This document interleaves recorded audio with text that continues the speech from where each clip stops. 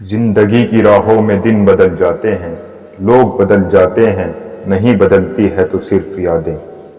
दोस्तों, मैं हूं कामिल अब्दुल्ला और आप देख रहे हैं इरफान खान की सफर ए जिंदगी। मेरा जन्म 7 जनवरी 1967 जयपुर के एक मुस्लिम पठान घराने में हुआ। मेरे वालिद साहब ने मेरा नाम इरफान अली खान रखा। मैं एक मिडिल क्लास फैमिली का लड़का हूं। मेरे वालिद टायर बेचने का बिजनेस किया करते थे। भले ही मेरा जन्म पठान घराने में हुआ था, लेकिन मैं बचपन से ही वेजिटेरियन था। तो मेरे वालिद साहब कहा करते थे कि गलती से हमारे घर में एक ब्राह्मण ने जन्म ले लिया है। धीरे धीरे मैं बड़ा होता गया और मेरे ऊपर जिम्मेदारियां बढ़ती गई और अब मेरे सामने दो रास्ते थे। या तो मैं अपने अब्बू का बिजनेस संभाल लेता, या फिर मुझे बचपन से ही क्रिकेट का शौक था या क्रिकेट में चला जाता। जैसे ही मुझे मौका मिलता, मैं क्रिकेट खेलने का कोई मौका नहीं गंवाता था। क्रिकेट सीखे नेयाडो टूर्नामेंट में मेरा टॉप 20 में सिलेक्शन भी हो चुका था, लेकिन पैसों की कमी की वजह से मैं पार्टिसिपेट नहीं कर पाया। उस वक्त ये बात मेरे ख्याल में भी ना थी कि मैं बॉलीवुड जैसी फिल्मों में काम करूंगा। एनएसडी से पास आउट होने के बाद मैंने टीवी की तरफ रुख किया और कई टीवी सीरियलों में काम किए, जैसे बनेगी अपनी बात, चंद्रकांत, जस्ट मोहब्बत, जय हनुमान जैसे बड़े बड़े सीरियलों में काम किए। इन सीरियल को करते करते मैं तो लोगों को पसंद आने लगा था, लेकिन मुझे नहीं पसंद आ रही थी एक्टिंग, यानी टीवी के सामने एक्टिंग करना। हर किसी की जिंदगी एक नया पहलू लेती है। मेरी जिंदगी में भी एक लड़का एक नया पहलू बनकर आया। वो था मेरा दोस्त तिग्मांशु धूलिया। कहते हैं दोस्ती दुनिया का सबसे खूबसूरत रिश्ता है। मेरे लिए दोस्ती से बढ़कर कोई भी चीज नहीं। तिग्मांशु मेरा कॉलेज का फ्रेंड था, हालांकि वो मुझसे जूनियर क्लास में था। एक दफा तो मैंने उसकी रैगिंग भी की थी। इतने सीरियल में काम करने के बाद भी मुझे फिल्मों में काम करने का मौका नहीं मिला, तो मैंने निराश होकर मुंबई छोड़ के जाने का फैसला किया। उस वक्त मुझे तिग्मांशु ने रोक लिया और उस वक्त उसने मुझसे वादा किया, मैं तुझे जरूर बॉलीवुड में काम कराऊंगा। और फिर मैं मेहनत करने लगा और 2003 में फिल्म हासिल रिलीज हुई, जो कमर्शियली तो फेल हो गई थी, फ्लॉप हो गई थी, लेकिन लोगों को मेरा निगेटिव कैरेक्टर बहुत पसंद आया, जिसकी वजह से मुझे best negative role film award भी मिला। उसके बाद पान सिंह तोमर, साहेब बीवी, गैंगस्टर जैसी कई फिल्में की। पान सिंह तोमर की वजह से मुझे बेस्ट एक्टर का अवार्ड भी मिला। हमारे घर का माहौल कुछ ऐसा था जहां फिल्म देखना सख्त मना था। 10वीं की परीक्षा के बाद मुझे कुछ वक्त मिला तो मैंने ललित कुमार साहब की नई फिल्म नया दौर और नसरुद्दीन शाह की फिल्म भूमिका देखी। इन दोनों फिल्मों ने मेरे अंदर चिंगारी लगा दी थी और मुझे लगने लगा था कि ऐसी एक्टिंग तो मैं भी कर सकता हूँ। और मुझे मेरे एक दोस्त ने कहा कि तुम्हें national school of drama Delhi में जाना चाहिए। नेशनल स्कूल ऑफ ड्रामा वो स्कूल है जहां लोगों का एडमिशन 3-3, 4-4 अटेम्प्ट में भी नहीं होता, लेकिन मैं नसीब का बुलंद था, मेरा एडमिशन वहां पहले ही बार में हो गया और मुझे इंटरव्यू के लिए बुला लिया गया। वहां मैंने एक झूठ बोला था।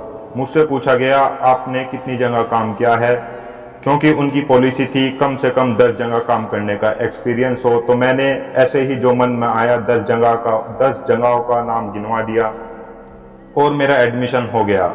एनएसडी में ही मुझे एक लड़की मिली जिसका नाम सुतापा था और वो आगे चलकर मेरी हमसफर बनी। 1995 में मेरी उससे शादी हो गई।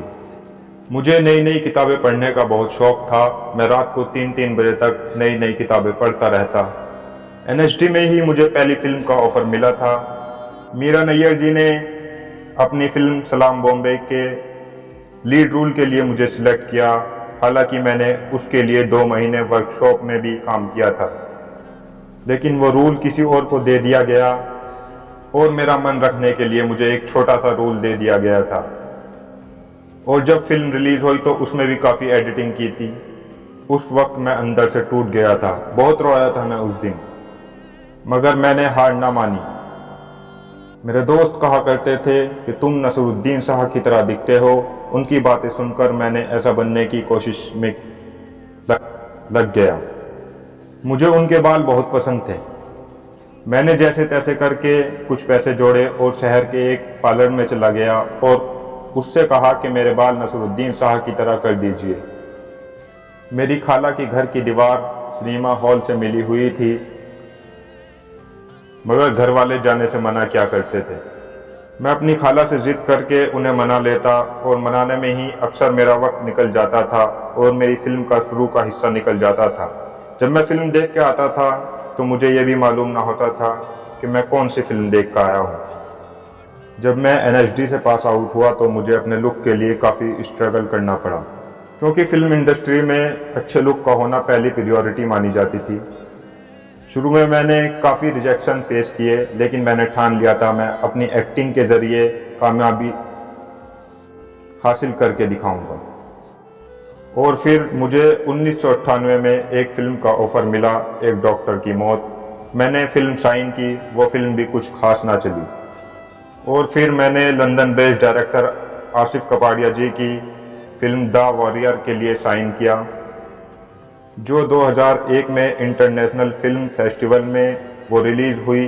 उसके बाद लोग मुझे इंडियन फिल्म इंडस्ट्री में भी जानने लगे थे। द वॉरियर के बाद शेक्सपियर के हिंदी एडेप्टेशन कबूल में रोल किया, अब मेरी एक पहचान सी बन गई थी। और फिर मैंने सोच लिया था अब से मैं लीड रोल ही करूँगा। 2005 में मैंने रॉक फिल्म साइन की, जिसकी वजह से मेरी बहुत तारीफ हुई और उसकी वजह से मेरे ऊपर एक आर्टिकल भी लिखा गया, जिसमें लिखा गया था इरफान खान की आंखें उनके अल्फाज से ज़्यादा बोलती हैं। यह आर्टिकल मेरे लिए बहुत बड़ी बात थी। फिर 2007 में मेरी एक film I life in A metro, जो कमर्शियली सक्सेस हुई और उसकी वजह से मुझे पहला फिल्म फेयर अवार्ड भी मिला। उसके बाद मैंने कई हॉलीवुड फिल्में भी की। बीच में मैंने फिर से टीवी सीरियल मानो या ना मानो पर वापसी की और फिर एक फिल्म की, फिल्म स्लम डॉग मिलियनर्स, जिसने सारे रिकॉर्ड तोड़ दिए थे। यही वो फिल्म थी जिसकी वजह से मुझे guild award for best out understanding performing भी मिला। मेरी तारीफ करते हुए प्रोड्यूसर डायरेक्टर डैनी बॉयल ने कहा था, instinctive way of finding the moral centre of any character who is a Irfan Khan. और जूलियस रॉबर्ट ने भी एक प्रोग्राम में मेरी तारीफों के पुल बांध दिए थे और उसके बाद फिल्मों का सिलसिला ऐसे ही चलता रहा। उसके बाद मैंने कई फिल्में की, एसिड फैक्ट्री, न्यूयॉर्क, और 2009 में वो फिल्म आई जिसकी वजह से मुझे पहला national award for best actor मिला। वो फिल्म थी पान सिंह तोमर। 2012 में द अमेजिंग स्पाइडरमैन में काम किया और लाइफ ऑफ पाई में काम किया। उसी की वजह से मुझे पद्मश्री से भी नवाजा गया। उसके बाद मैंने और भी कई फिल्में की, जैसे कि हैदर, गुंडे, हिंदी मीडियम, और मुझे नहीं पता था ये मेरी ज़िंदगी की आखिरी फिल्म होगी। और लास्ट में मैंने फिल्म की द इंग्लिश मीडियम। ज़माना बड़े शौक से सुन रहा था, हम ही सो गए दास्तां सुनाते सुनाते। दोस्तों, ये थी ज़िंदगी इरफान खान की, सफ़र ए ज़िंदगी, इरफान खान के ज़िंदगी के मुशाहिदे। इरफान खान के साथ हर एक एक्टर काम करना चाहता था।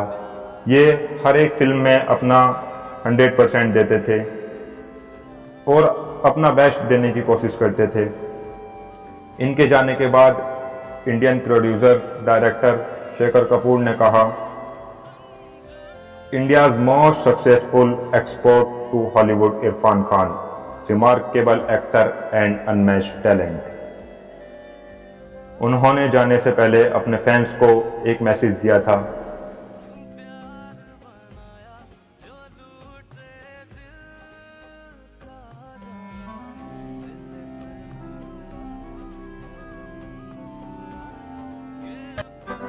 हेलो भाइयों बहनों, नमस्कार। मैं इरफान। मैं आज आपके साथ हूँ भी और नहीं भी, लेकिन मेरे शरीर के अंदर कुछ अनवांटेड मेहमान बैठे हुए हैं, उनसे वार्तालाप चल रहा है। देखते हैं किस करवट उठ बैठता है। जैसा भी होगा आपको इत्तला कर दी जाएगी। कहावत है, when life gives you lemon, you make a lemonade। बोलने में अच्छा लगता है, पर सच में जब जिंदगी आपके हाथ में नींबू थमाती है ना, तो शिकंजी बनाना बहुत मुश्किल हो जाता है। लेकिन आपके पास और चॉइस भी क्या है पॉजिटिव रहने के अलावा?